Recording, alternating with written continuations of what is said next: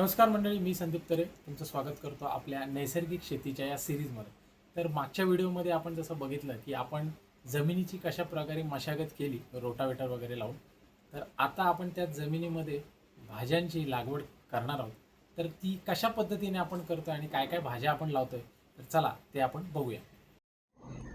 तर मंडळी, भाज्या लागवड करण्याच्या 10-12 दिवस आधी आम्ही काही भाज्यांचं बियाणं आणून ते असं प्लास्टिक पिशवीमध्ये आणि ट्रेमध्ये लावलं आणि ते बऱ्यापैकी उगवलं. मग आता ही रोपं आपण लावणार आहोत आणि काही बियाणं आपण खरेदी केलेलं आहे ते आपण टाकणार आहोत.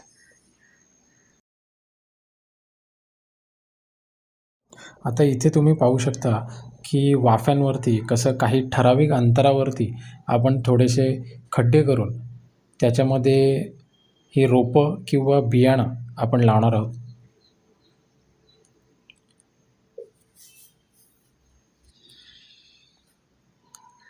ही रोपं किंवा बियाणं लावताना कसं त्या मातीमध्ये थोडंसं शेणखत किंवा गांडूळ खत आपण अशा पद्धतीने मिक्स करणार आहोत.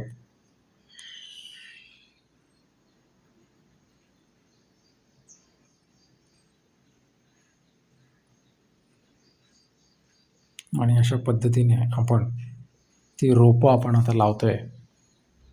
याच्यामध्ये बियाणामध्ये काकडी आहे, कारली आहे, घोसाळी आहे, शिरोळी आहे, डांगर आहे, कोल्हा आहे, वांगी, मिरची, भेंडी, पडवळ अशा असंख्य प्रकारचे भाज्या आणि बियाणं आपण आता लावतो आहे. ज्यांची रोपं नाहीत त्यांच्यासाठी आपण अशा पद्धतीने माती आणि खत मिक्स करून त्याच्यामध्ये छोटेसे असे होल पाडून त्याच्यामध्ये मग आपण ते बियाणं टाकतो आहे आणि ते पॅक करतो.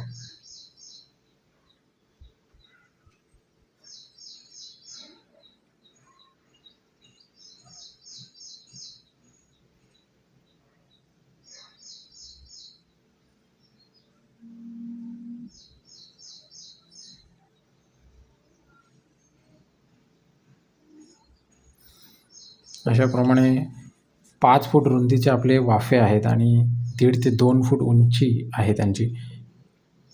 आणि या लांबलचक वाफ्यांमध्ये अशा पद्धतीने खूप सारे बियाणे किंवा रोपं आपल्याला लावता येतात.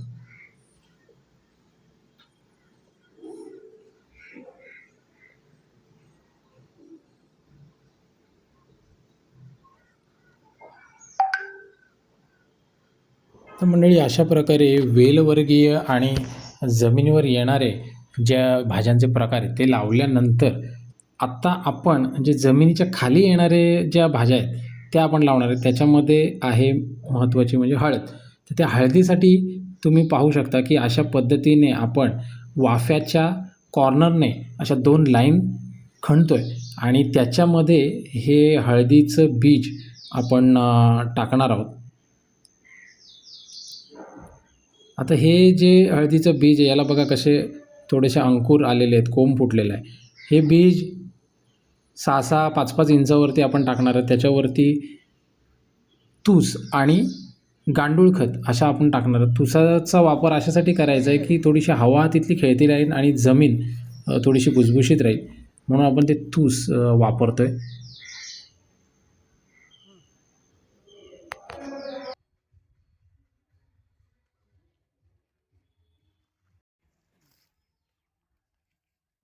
तर अशा पद्धतीने हळद लावून झाल्यानंतर आपण दुसऱ्या 2 वाफ्यांमध्ये कॉर्नरच्या बाजूने काकडीची लागवडसुद्धा केलेली आहे. जेवढी रोपं आपली काकडीची होती तिथे आम्ही ती रोपं लावली आणि त्याच्यानंतर अशा पद्धतीने बीज काकडीचं आहे ते आपण टाकलेलं आहे. फक्त इथे तुम्हाला तूस वगैरे टाकायची गरज नाही आहे. इथे फक्त आपण गांडूळ खत टाकून ती जागा पॅक करून घेतलेली आहे. ही वरती जी दिसतीये ती आहे काकडी आणि त्याच्या खालोखाल जे एक चरा आपण पाहतोय त्याच्यामध्ये आपण मुळा लावतोय. याला म्हणतात मल्टीक्रॉप सिस्टीम.